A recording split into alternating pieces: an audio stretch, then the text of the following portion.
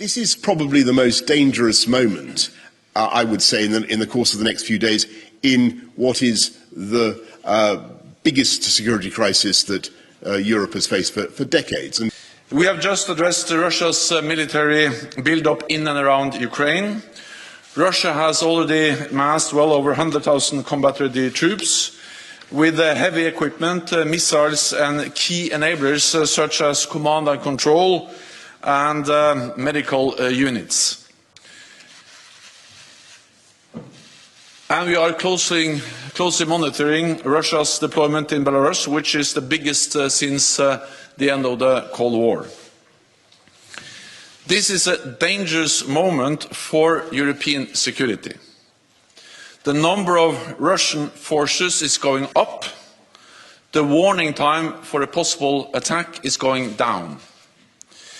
NATO is not a threat to Russia, but we must be prepared for the worst, while remaining strongly committed to finding a political solution.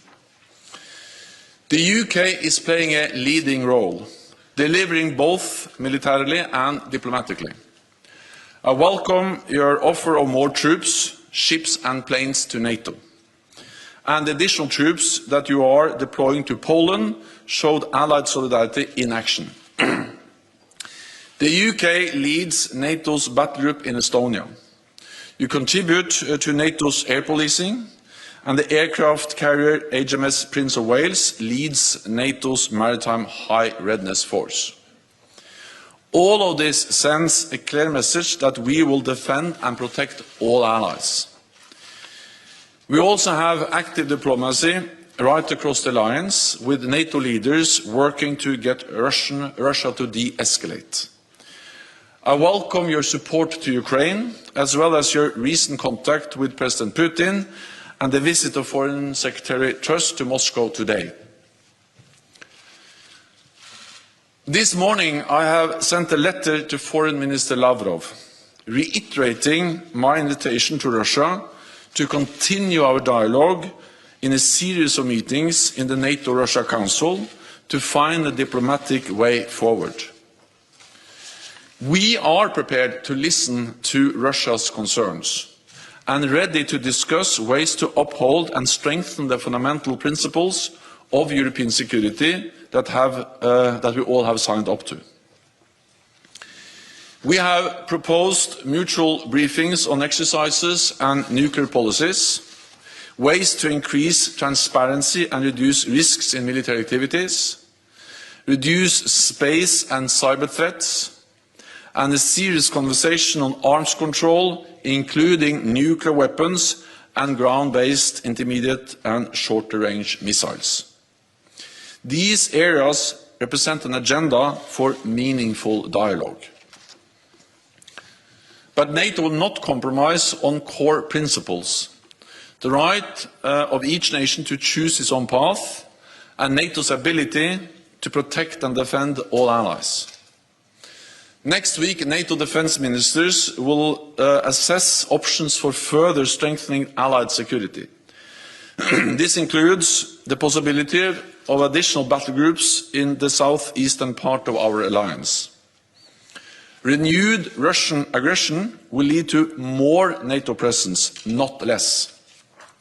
So, Prime Minister, thank you again for the United Kingdom's strong commitment to our transatlantic alliance and for your strong personal commitment to NATO. So once again, welcome. Jens, thank you very much for welcoming us today to NATO, and great to see you again as ever. When NATO was founded more than 75 years ago, its members made a commitment to collective security that was unlike anything in previous history.